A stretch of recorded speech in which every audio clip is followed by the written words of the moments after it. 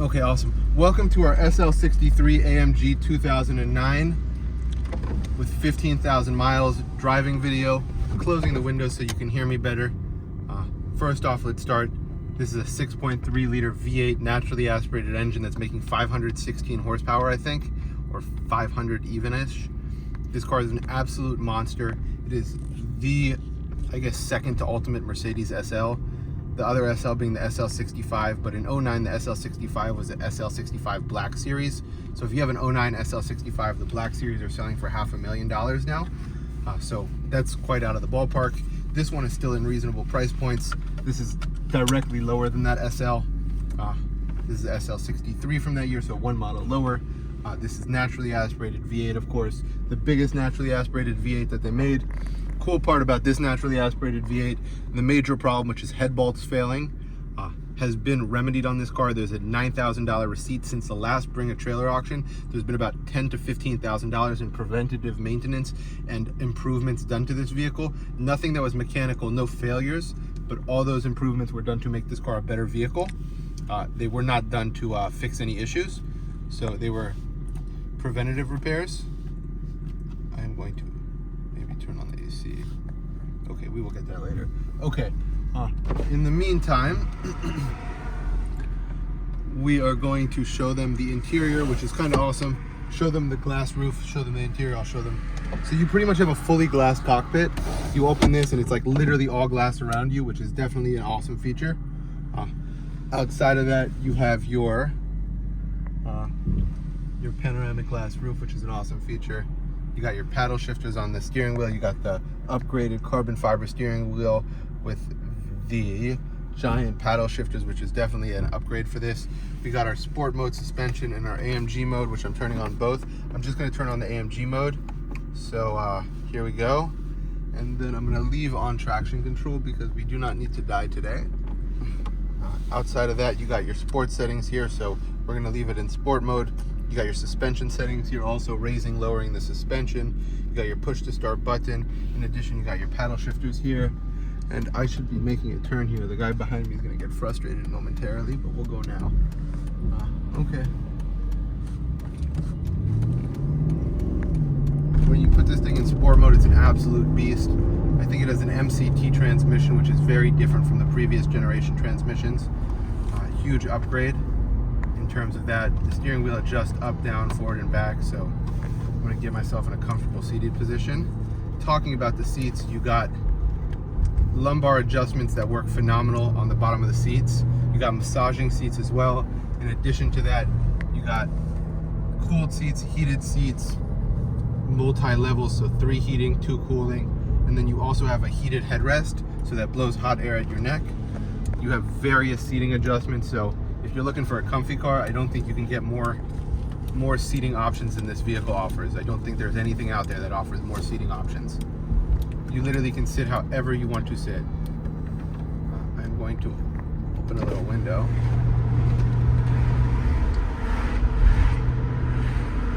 Cool thing about this car is you have no B-pillar, obviously, which I love on a lot of Mercedes.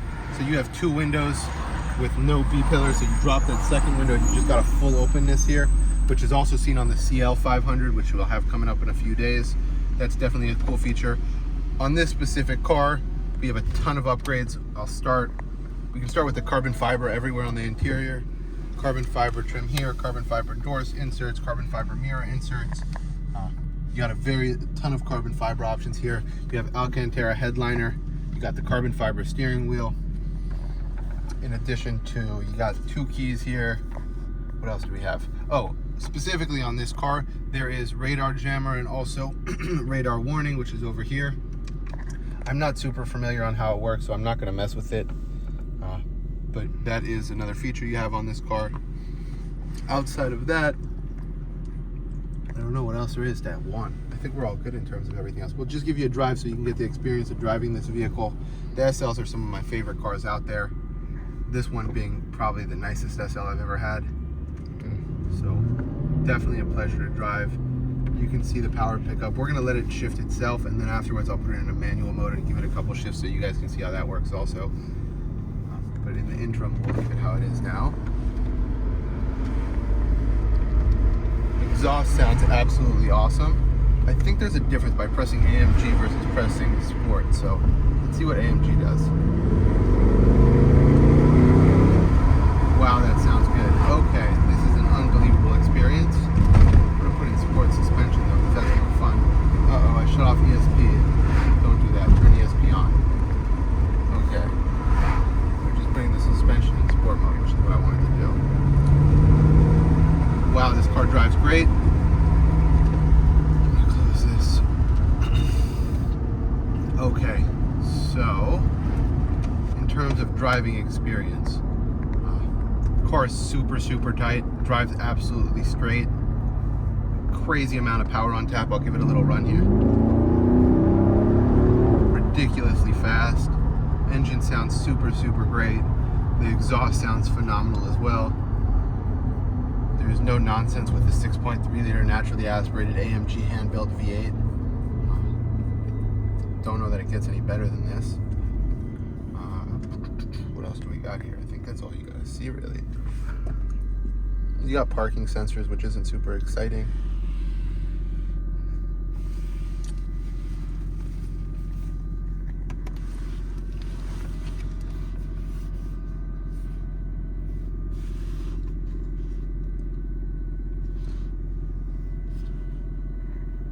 Sorry. Red lights. What are you gonna do? Okay.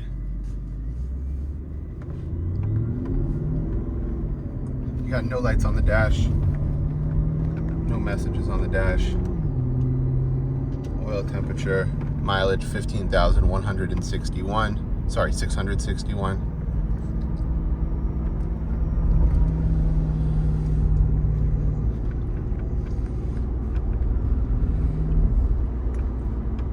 I would say we can drive with the top down in a second, but I don't know that it makes much of a difference.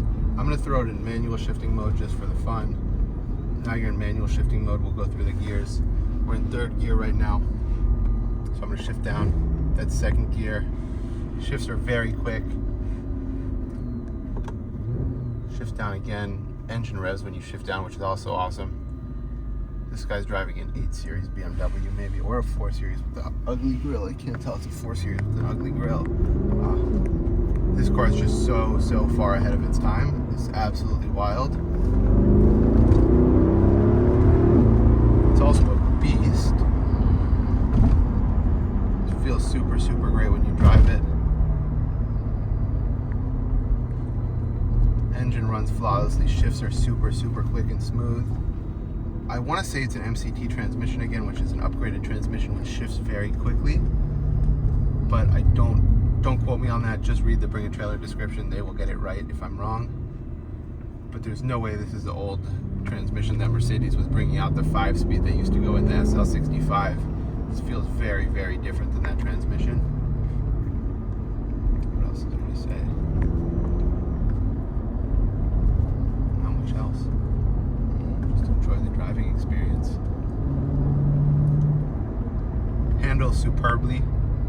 Cool part about this is you have the sport mode, and you can make it really sporty, but at the same time you can drop it right back into comfort mode, and this can be the most comfortable cruiser with barely any aggressive nature to it, which is definitely a cool feature to have on a car like this. We'll do a loop here and call that.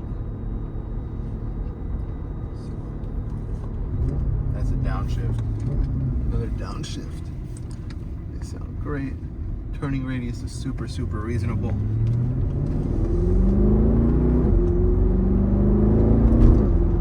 Just wants to go. They have so much more power left.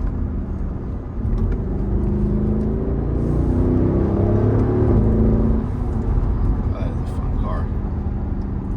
It is absolutely a delightful car.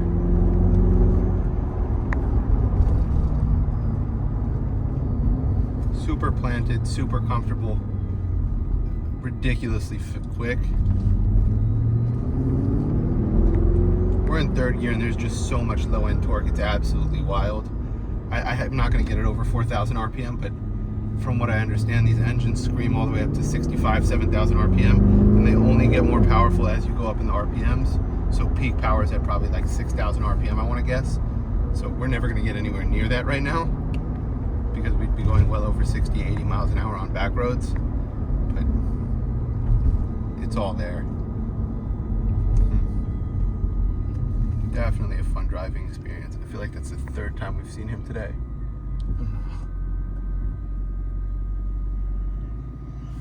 Okay, I'm gonna open the windows. The exhaust is not loud. Part of me wishes it was a little bit louder just because I like to hear it, but at the same time there's definitely plenty of noise there. It's not quiet. I think it's probably the perfect amount. I'm probably a little skewed to the louder side, so if you remove a resonator, this thing sounds like an absolute monster. Like if you pull off a resonator from this car sounds like nothing you've ever heard before. It will be deafeningly loud with so much aggression to it. But right now this is like the most refined version of this vehicle. There's no modifications to the drivetrain or engine. Mercedes got it right from the factory. They're pushing out 500 plus horsepower from a V8 naturally aspirated, which is absolutely wild. And this thing wants to go. I do not know how there are only 15,000 miles on this car, because I would drive this car on a road trip anywhere. Just too much fun. Might have to do that. It's definitely an idea. Curious to see how many gears we got here. We got 6 gears. I don't know if we have a 7th gear. It won't let me shift up to 7th. Maybe it's a 6th gear. You'll see in the Bring a Trailer write-up, whatever the transmission is, at least 6, maybe 7 gears, which is more than enough gearage to enjoy the power in this car. Transmission shifts super smoothly. The only way you can tell you're shifting gears is by the exhaust note. So you'll hear the exhaust rev up in RPMs. Reminds me of the C43s, which are a much newer car I test drove maybe in 2016. I'm going to say this transmission has to be quite similar to that transmission, just in terms of the ECU and the TCU, just telling the engine to jump up RPM when you shift down. The newer Mercedes, I see that in all of them. This wasn't around until 2009, so I guess this is the first year of that kind of technology, which definitely sounds awesome. At the same time, in my opinion, this is one of the nicest body styles for the SL63. This is an R230, but the last of the R230 generation body style Mercedes. They're super pretty. This style has the most aggressive of the bunch. Look, so the front grille is much more sharp. The front end is much more sharp. Similar body style from the back end, just a little bit more sharpness, a little bit bigger wheel arches. This iteration of the R230 has the most aggressive look. I also want to say that this is the only R230 that was offered with the 6.3 liter V8, because I know up until 2008 they did not offer the R230 with the 6.3 liter. It was always just the 550 or the 55 or the 65, and in other countries the 350 or the 300, I want to say. So this is, I think, the first 6.3 liter that was offered in the SL line. Definitely a lot of fun. Very unique driving experience. I don't think there's a lot of cars out there that match this driving experience. If I had to guess, I'm going to say a window sticker is fairly close to $200,000. We're talking 170 to 180, maybe 190. So with 15,000 miles, this car's barely been broken in. It has all the maintenance you could ever hope for. Probably better than it was new from the factory. The reason I say that is because from the factory, the head bolts were faulty. Since then, the head bolts have been replaced. So you got the right head bolts in this car that don't fail. So honestly, you buy this car today, you might be getting a better car than you were sold in 2009 that had the head bolts that failed. So you're getting this car like as nice as you could have hoped for. That is definitely an awesome feature. Okay, that will conclude our driving video. I appreciate it. Thank you guys.